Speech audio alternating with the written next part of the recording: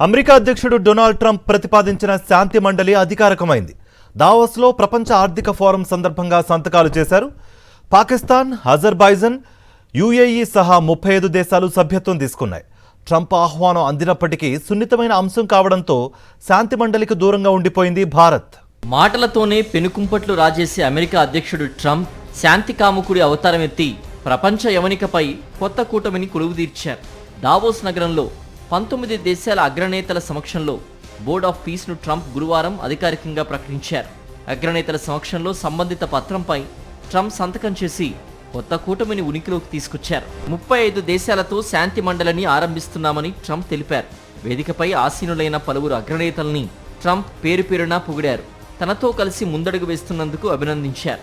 మేమంతా ఎంతో కీలకమైన పనులు చేయబోతున్నామని, వ్యవస్థాపక చైర్మన్ బాధ్యతలు చేపట్టడం తనకు గర్వంగా ఉందన్నారు.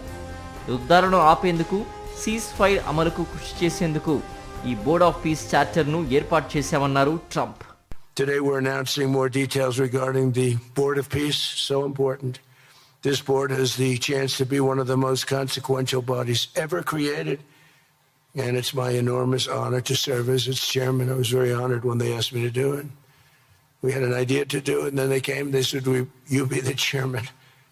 And but I take it very seriously. We have a great group of people.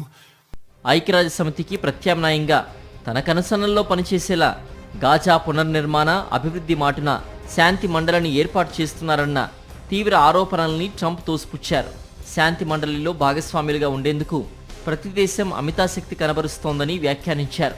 ఒక పశ్చిమాసియాలో ఇజ్రాయెల్ హమాస్ యుద్ధమే కాదు, ప్రపంచవ్యాప్తంగా యుద్ధాల ముగింపు కోసం ఐక్యరాజ్య సమితితో కలిసి పనిచేస్తామన్నారు ట్రంప్.